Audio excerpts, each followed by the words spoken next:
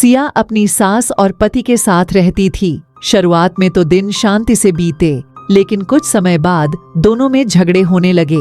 इन झगड़ों ने घर का माहौल खराब कर दिया। इन बातों की वजह से उसका पति भी परेशान रहता था। सिया को लगने लगा कि वो अब अपनी सास के साथ नहीं रह सकती, क्योंकि रोज रोज के झगड़ों के कारण पूरे परिवार में उसकी बदनामी हो रही थी और पति की गरीबी की वजह दूसरा घर लेकर अलग रहना संभव भी नहीं था। इसलिए सिया ने अपनी सास को ही रास्ते से हटाने का फैसला कर लिया। सिया के चाचा एक बड़े डॉक्टर थे। वह उनके पास गई और अपनी दुख भरी कहानी सुनाकर बोली, चाचा जी, मुझे थोड़ा सा जहर दे दो। मैं अपनी सास को मारकर उससे छुटकारा पाना चाहती हूँ। सिया के चाचा एक अक्लमंद इंसान थे।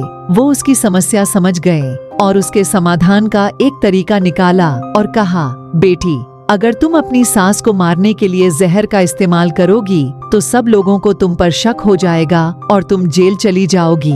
इसलिए मैं तुम्हें एक ऐसी दवा दे रहा हूँ कि जिससे धीरे धीरे शरीर में जहर का असर होता जाएगा और फिर तुम पर किसी को शक भी नहीं होगा। बेटी, तुमको ये काम करना है कि रोजाना कुछ अच्छा खाना पकाकर उसमें ये दवा डाल देना। और हाँ, इस बात का ध्यान जरूर रखना कि तुम इतने दिनों तक अपनी सास के साथ बहुत मोहब्बत और प्यार से रहना, ताकि किसी को तुम पर शक भी ना हो सके। उनसे लड़ाई झगड़ा मत करना, उनकी हर बात मानना और अपनी माँ की तरह उनके साथ बर्ताव करना। सिया ने अपने चाचा से कहा कि चाचा जी, मैं इन सारी बातों का पूरा ख्याल रखूंगी। और फिर दवा लेकर सिया घर वापस आ गई। अब वो रोजाना कुछ अच्छा पकाकर अपनी सास के खाने में वो दवा मिला देती और फिर बहुत सलीके से एक प्लेट में खाना सजाकर मुस्कुराती हुई अपनी सास को खाना पहुंचा देती।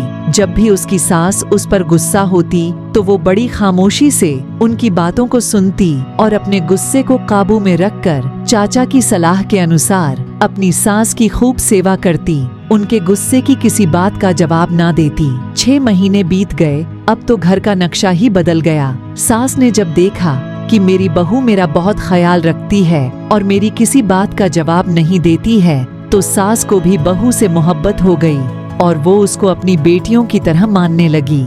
सास का अच्छा व्यवहार देखकर सिया भी अपनी सास को अपनी माँ की तरह समझने लगी और उनके साथ बहुत प्यार मोहब्बत से रहने लगी। सिया के इस अच्छे व्यवहार की वजह से उसका पति भी उससे बहुत खुश रहने लगा और सिया के अच्छे संस्कार की पूरे परिवार में चर्चा होने लगी। सब उसकी बहुत तारीफ करते थे।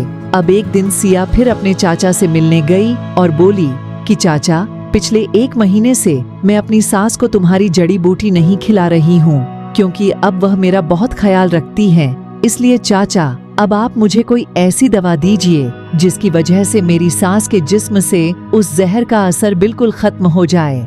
चाचा ने मुस्कुराते हुए कहा, बेटी, तुमको डरने की जरूरत नहीं है।